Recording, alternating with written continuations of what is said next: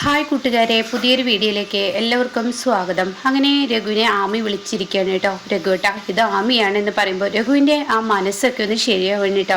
എന്നിട്ട് പറയാണ്, രഘുവേട്ടാ, ഞാൻ കാരണമാണ് നിങ്ങൾ കുടിച്ച് നശിക്കുന്നു എന്ന് ഇവിടെ നിങ്ങളുടെ അച്ഛനും അതുപോലെ അങ്കിളും പറയുന്നു. അതുകൊണ്ട് ഞാൻ ഇവരുടെ കയ്യിൽ നിന്ന് 25 ലക്ഷം രൂപ വാങ്ങിയിട്ടുണ്ട്. നിങ്ങൾ ഒരിക്കലും ഞാൻ കാരണം കുടിച്ച് നശിക്കുന്നത് എനിക്കിഷ്ടമല്ല. അതുകൊണ്ട് ഞാൻ പറയുന്നതൊന്ന് കേൾക്ക്, നിങ്ങൾ ഒരിക്കലും കുടിക്കരുത് ശരിയെന്നും പറഞ്ഞ് രഘു ഫോൺ വെക്കുന്ന കേട്ടോ. ആ ഫോൺ വെക്കുന്ന ആ സമയം തന്നെയാണ് കേട്ടോ വിനയൻ അങ്ങോട്ടേക്ക് കടന്നു വരുന്നത്. വിനയൻ പറയാണ്, എന്താ രഘുവേട്ടാ ഇവിടെ നിൽക്കുന്നത്, ഭക്ഷണമൊന്നും കഴിക്കണ്ടേ, ഭക്ഷണമൊന്നും കഴിക്കാതെ ഇവിടെ ഇങ്ങനെ നിന്നാൽ മതിയോ, വാ രഘുവേട്ടാ എന്നൊക്കെ പറഞ്ഞ് വിനയൻ രഘുവിനെ വിളിക്കുകയാണ് കേട്ടോ. എനിക്ക് ഭക്ഷണം വേണ്ട, എന്താ രഘുവേട്ട ഇങ്ങനെയൊക്കെ പറയുന്നത്, അതൊന്നും പറഞ്ഞാൽ ശരിയാവില്ല, വീട്ടിലോട്ട് പോവാം, ഭക്ഷണം കഴിക്കാം എന്നും പറഞ്ഞ് രഘുവിനെ ഉന്തിത്തള്ളി കൊണ്ടുപോകുന്ന ആ ഒരു രംഗമാണ് കേട്ടോ. പിന്നീടാണെങ്കിൽ കാണിക്കുന്നത് ഇവിടെ സുശീലയാണ് കേട്ടോ. സുശീലയും മക്കളും ബോട്ടിൽ പോയിക്കൊണ്ടിരിക്കുകയാണ്. അപ്പോൾ സുശീല പറയണേ, എടി സോനെ, നമുക്ക് ഫോട്ടോ എടുക്കാടി, ഫോട്ടോ എടുക്കാൻ എൻ്റെ അരികിലോട്ടൊന്ന് വാടി. അത് പറഞ്ഞ് അങ്ങ് കേൾക്കുമ്പോൾ വല്ലാതെ അങ്ങ് ഇഷ്ടപ്പെടില്ല കേട്ടോ. ഉടൻ തന്നെ വീണ്ടും പറയാണ്, ഫോട്ടോ എടുക്കാം, വാ, ആയിക്കോട്ടെ എന്ന് പറഞ്ഞിട്ട് ഫോട്ടോ എടുക്കാൻ ഒരുങ്ങുമ്പോൾ ഞങ്ങൾ മക്കൾ മാത്രമുള്ള ഒരു ഫോട്ടോ എടുത്താൽ മതി. അപ്പോൾ ശ്യാമേട്ടൻ വേണ്ടേ എന്ന് സോന ചോദിക്കണം. അതല്ലേ ഞാൻ പറഞ്ഞത്, മക്കൾ മാത്രമുള്ള ഒരു ഫോട്ടോ എടുത്തിട്ടാവാം നിൻ്റെ ശ്യാമ്. അപ്പോൾ ആ സമയം അനുപമ മനഃപൂർവ്വം അവിടുന്ന് ഇത് കേൾക്കുമ്പോൾ തന്നെ മാറി നിൽക്കുന്നുണ്ട് കേട്ടോ. ഇതേ സമയം ഈ സംസാരം തനിക്കിട്ട് കൊട്ടിയതാണെന്ന് മനസ്സിലാക്കിയിരിക്കുന്നു അനുപമ. ആ സമയം സുശീല ഇന്ദ്രനെയും പിടിച്ചു നിർത്തുന്നുണ്ട്. പക്ഷേ ഇന്ദ്രൻ അത് മനസ്സിലായിരിക്കുകയാണ്. തൻ്റെ മകനെയും അതുപോലെ തന്നെ തൻ്റെ ഭാര്യയെയും അകറ്റി നിർത്തുന്ന സുശീലയുടെ ഈ പ്രവൃത്തിക്ക് ഒരു കൊട്ടു കൊടുക്കണമല്ലോ, അങ്ങനെ വിട്ടാൽ ശരിയാവത്തില്ലല്ലോ എന്ന് മനസ്സുകൊണ്ട് ചിന്തിക്കുകയാണ് കേട്ടോ. അങ്ങനെ അവർ തമ്മിൽ ഫോട്ടോ എടുക്കുകയാണ്. ഇതേ സമയം ഇനി ശ്യാമ കൂടി ചേർന്നിട്ടൊരു ഫോട്ടോ ആവാം, അപ്പം അനുചേച്ചി വേണ്ടേ എന്ന് ശ്യാമ ചോദിക്കുകയാണ്. അതങ്ങ് കേൾക്കുമ്പോൾ സുശീല പറയുന്ന, അനുപമ നിൽക്കുന്ന ഫോട്ടോയിൽ ഞാനില്ല എന്ന് പറയട്ടോ. അത് കേൾക്കുന്നതിനോട് കൂടി അനുപമയ്ക്ക് ദേഷ്യം പിടിക്കുകയാണ്. അനുപമ അവിടെ നിന്ന് പോവുകയാണ്. ആ സമയം ഇന്ദ്രൻ പറയണേ, അമ്മ അവിടെ പറഞ്ഞോട്ടെ. അപ്പോഴേക്കും സോന പറയണേ, അമ്മ അവിടെ പറഞ്ഞോട്ടെ, വാ അനുചേച്ചി നമുക്ക് തമ്മിൽ ഫോട്ടോ എടുക്കാം. ഇല്ല, ഫോട്ടോ എടുക്കാൻ ഞാനില്ല എന്ന് പറയണേ. ഇതേ സമയം കായലിൻ്റെ ഒരു ഡോറുള്ള ഒരു സൈഡിലോട്ട് ചെന്നിരിക്കുകയാണ് കേട്ടോ. വെള്ളത്തിൻ്റെ അടുത്ത് വീഴുന്നതായിട്ടുള്ള ആ ഒരു ഭാഗമാണ്. അപ്പോൾ ഈ സമയം ഇന്ദ്രൻ വന്നിട്ട് പറയണേ, എന്തിനാനു നീ ഇവിടെ വന്നിരിക്കുന്നത്, നീ കുറച്ച് അപ്പുറത്തൊക്കെ ഇരിക്കുക, അമ്മ നിന്നെ ഒറ്റപ്പെടുന്നത് എനിക്കറിയാം. ഒറ്റപ്പെടുന്നത് നിങ്ങൾക്കറിയാമെന്ന് എനിക്ക് മനസ്സിലായി. പക്ഷേ ഞാനൊരു കാര്യം പറയട്ടെ അമ്മ, ഈ ഒറ്റപ്പെടുത്തലാവുമ്പോൾ എനിക്ക് ഇവിടെ നിന്ന് മാറി നിൽക്കാനൊക്കെ തോന്നുന്നുണ്ട്. പക്ഷേ ഇതൊരു വോട്ടായില്ല, അതുകൊണ്ടാണ് ഞാൻ ഇവിടെ വന്നിരിക്കുന്നത്. അതുകൊണ്ടാണ് പറഞ്ഞത്, നീ ഇവിടെ ഇരിക്കാതെ അങ്ങോട്ടേക്ക് വാ.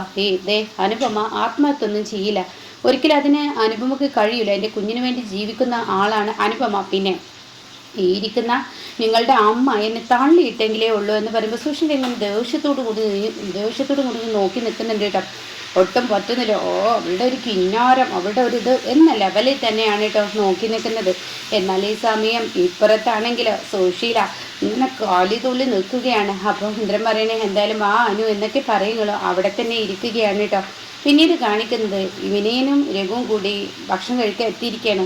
വാ എന്ന് പറയണം. അങ്ങനെ ഭക്ഷണം കഴിക്കാൻ ടേബിളിൽ രഘു വന്നിരിക്കുമ്പോൾ അമ്പിളി എത്തണം. രഘുവേട്ട എവിടെയായിരുന്നു?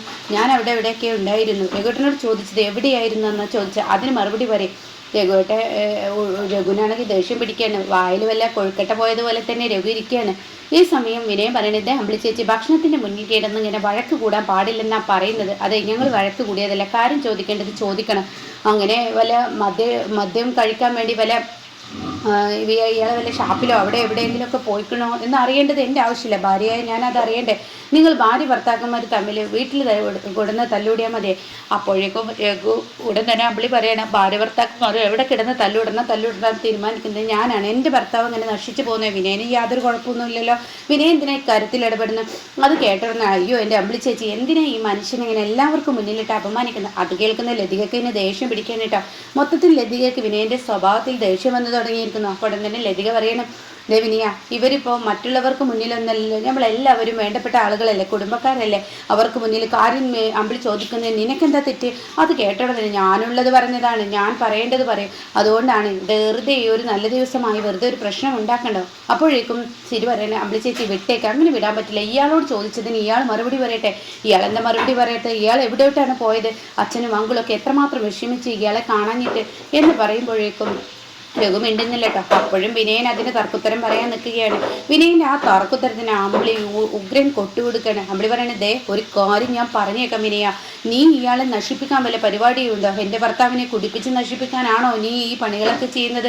നിനക്കെന്താ ഇങ്ങേര് കുടിക്കുന്നതിൽ നിനക്കെന്താ എത്ര കുടിക്കുന്നത് യാതൊരുവിധ കുഴപ്പമില്ലാത്ത? നീ എൻ്റെ അനിയനായിരുന്നെങ്കിൽ ഒരു മനുഷ്യനെ തിരുത്താനാണ് നോക്കുക, കുടിക്കുന്നതിന് സപ്പോർട്ട് ചെയ്യുകയാണല്ലേ നീ ചെയ്യുന്നത്. അതൊക്കെ കേൾക്കുന്നതിനോടുകൂടി ഹജ്ജോ തൻ്റെ വായക്ക് നല്ലൊരു കൊട്ടുകുട്ടി എന്നുള്ള ആ ലെവല്, അയ്യോ വേണ്ടായിരുന്നു എന്നുള്ള ലെവല് വിനയൻ അങ്ങ് നിൽക്കുകയാണ് കേട്ടോ. ചീരുവാണെങ്കിൽ അത് അത്യാവശ്യമായിരുന്നു, ലതിക ലംബോദരൻ അത് ആവശ്യമായിരുന്നു എന്ന ലെവലിൽ നിൽക്കുകയാണ്. അപ്പോൾ തന്നെ എന്താ വിളിച്ചു ഇങ്ങനെയൊക്കെ പറഞ്ഞു, ഞാനതിന് വേറെ ആരുന്നല്ല, വേറെ ആരും ആയതുകൊണ്ടാണ് നീ ഇങ്ങനെയൊക്കെ ഇത്രയും നേരം രഘുവിനെ സപ്പോർട്ട് ചെയ്ത് സംസാരിച്ചത്. അപ്പോൾ വിനയനും അമ്പിളിയും തമ്മിലൊരു വഴക്കാണ് കാണുമ്പോൾ രഘു പറയണേ, അമ്പിളി ഇതൊന്നും മിണ്ടാതിരിക്കുന്നുണ്ടോ? അപ്പോൾ നിങ്ങളുടെ വായിലെ കൊഴുക്കിട്ട പോയല്ലോ, ഇപ്പോഴെങ്കിലും എനിക്ക് സംസാരിക്കാൻ കഴിഞ്ഞല്ലോ എന്ന് പറയുമ്പോൾ കുഞ്ഞ് കരയാണ് കേട്ടോ. അപ്പോൾ ചീരു അവിടെ നിന്ന് പോവുകയാണ്. ഞാൻ കുഞ്ഞിൻ്റെ അടുത്ത് പോട്ടെ. അപ്പോൾ ലതിക്ക് പറയുന്നുണ്ട്, ഞാൻ പോവാൻ വേണ്ട, ഞാൻ പൊയ്ക്കോളാം എന്ന് പറഞ്ഞ് ചീരു തന്നെ പോകുന്നു കേട്ടോ. ആ സമയമാണെങ്കിലോ അമ്പിളിയോട് ലതിക ഇരിക്കാൻ പറയാണ്. ഇതേ സമയം രഘുവിനെ ഇങ്ങനെ തുറച്ചു നോക്കുന്നുണ്ട് അമ്പിളി. അതേപോലെ രഘുവും തിരിച്ചിങ്ങോട്ടേക്കും നോക്കുന്നുണ്ട് കേട്ടോ. പിന്നീട് താൻ റൂമിൽ ചെല്ലുമ്പോൾ കുഞ്ഞിനെ ഇര എടുക്കുകയാണ്. കുഞ്ഞിനെ എടുത്തോടെ തന്നെ വിനയൻ പിന്നാലെ പോവാണ്. വിനയനാണെങ്കിൽ ചെല്ലുമ്പോൾ കാണുന്ന കാഴ്ച ആർച്ചയും ഭദ്രയും അവരെ കാണുന്നതിനോടുകൂടി അങ്ങ് ദേഷ്യം പിടിക്കുകയാണ്. അപ്പോൾ ഉടൻ തന്നെ വിനയം പറയണേ, എന്തിനാ ഇവരെ ഈ റൂമിൽ കയറ്റിയിരിക്കുന്നത്? ഞാൻ എൻ്റെ വിജയ് മോനെ നീ മാത്രമുള്ള ഈ റൂമായിരിക്കണം എന്നാണ് ഞാൻ ആഗ്രഹിച്ചത്. എന്തിനാ ഇവറ്റങ്ങളെ ഇവിടെ കയറ്റിയത്? അത് കേൾക്കുന്ന ചീരുവിനെ അങ്ങ് ദേഷ്യം പിടിക്കുകയാണ്. ആഹാ, നിങ്ങളുടെ സ്വഭാവം എങ്ങനെയാണല്ലേ? ഇവറ്റങ്ങളെന്നോ? ഇവർ നമ്മുടെ മക്കളാണ്, നമ്മുടെ മൂത്ത മക്കളാണ്, രണ്ട് പെൺകുട്ടികളെ അകറ്റി നിർത്തി നിങ്ങൾ ഈ റൂമിൽ നിങ്ങളുടെ മകനും ഞാനും നിങ്ങളും മാത്രമേ എന്നെ അത് നടത്തില്ല. പെറ്റമ്മയായ എന്നെക്കൊണ്ട് അത് താങ്ങില്ല. ഞാൻ എവിടെയാണോ എൻ്റെ മക്കൾ അവിടെ തന്നെ. കുറച്ച് ദിവസം ഞാൻ അവരിൽ നിന്ന് അകന്നപ്പോൾ അവരെന്നെ സ്നേഹിക്കാതായി, എന്നോടുള്ള വെറുപ്പും വിദ്വേഷവും അവർ കാണിച്ചു. അതുകൊണ്ട് തന്നെ എൻ്റെ മക്കൾക്ക് സ്നേഹം കൊടുക്കണം. അത് കേൾക്കുന്ന മോനെയും പറയണേ, അതെ ഞാനൊരു കാര്യം പറയാം, വിജയ് മോൻ്റെ മുഖത്തൊക്കെ ഇവർ മാന്തിയാൽ എന്താ കാണിക്കുക?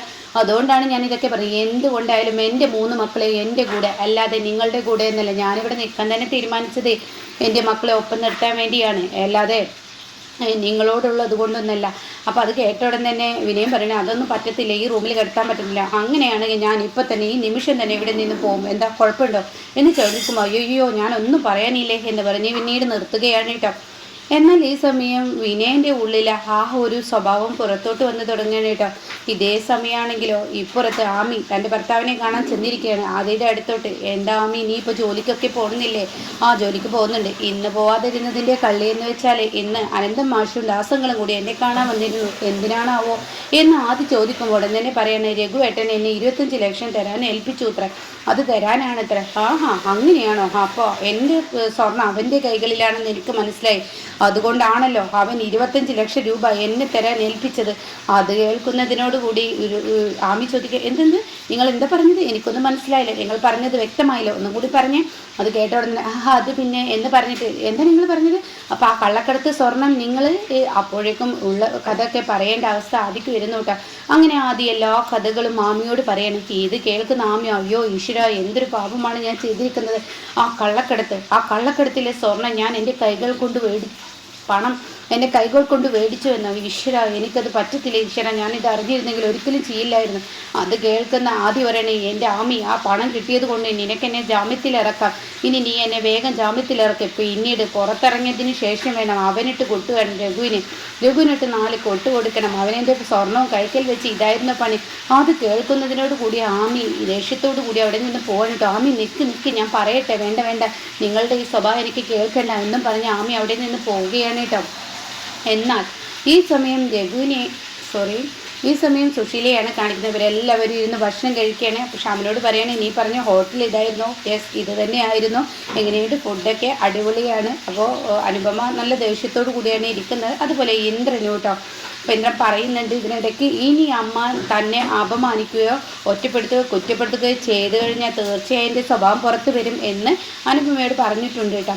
അപ്പോൾ ആ സമയം സുശീല പറയണേ, അതെ ഇനിയിപ്പോൾ എന്താ പരിപാടി? അത് കേട്ട ഉടനെ എല്ലാവരും പറയണേ, നമുക്ക് പെട്ടെന്ന് വീട്ടിലോട്ട് പോകാം, ഭക്ഷണം കഴിക്കൽ കഴിഞ്ഞാൽ തിരികെ വീട്ടിലോട്ട് പോകാം.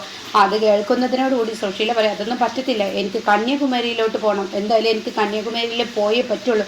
ഇന്ന് നമുക്ക് കന്യാകുമാരിയിലോട്ട് പോവാം. അതങ്ങ് കേൾക്കുന്നതിനോടുകൂടി ഉടൻ തന്നെ സാർ പറയണത് അത് പറ്റത്തില്ല, ബ്യൂട്ടീഷ്യൻ കോഴ്സിന് ഇപ്പോൾ ചേർന്നിട്ടേ ഉള്ളൂ, ഇനി ക്ലാസ് മിസ് ചെയ്യാൻ പറ്റില്ല.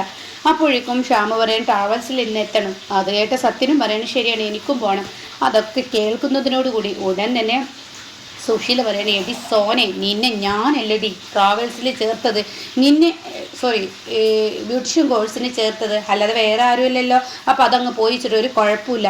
അപ്പോൾ ഉടൻ തന്നെ സത്യം പറയണേ, ഇപ്പം എന്തായാലും പോകുന്നില്ല, എല്ലാവർക്കും ചുറ്റുപാടുകളുണ്ട്, അതുകൊണ്ട് തിരിച്ചു പോകണം. അത് കേട്ട ഉടൻ തന്നെ, ചുറ്റുപാടുകൾ നിങ്ങൾക്ക് എല്ലാവർക്കും ഉണ്ടാവും, എനിക്ക് വയസ്സും പ്രായമാണ്, നിങ്ങൾക്ക് പിന്നെ വരാം, എനിക്ക് പിന്നെ വരാൻ പറ്റത്തില്ല, എനിക്ക് കന്യാകുമാരിയിലോട്ട് പോകണമെന്ന് പറഞ്ഞാൽ പോകണം എന്ന വാശി പിടിക്കാനായിട്ടോ. അപ്പോൾ ഇങ്ങനെയൊക്കെയുള്ള ഒരു എപ്പിസോഡാണ് ഇപ്പോൾ ലാസ്റ്റ് വന്നിരിക്കുന്നത് കേട്ടോ.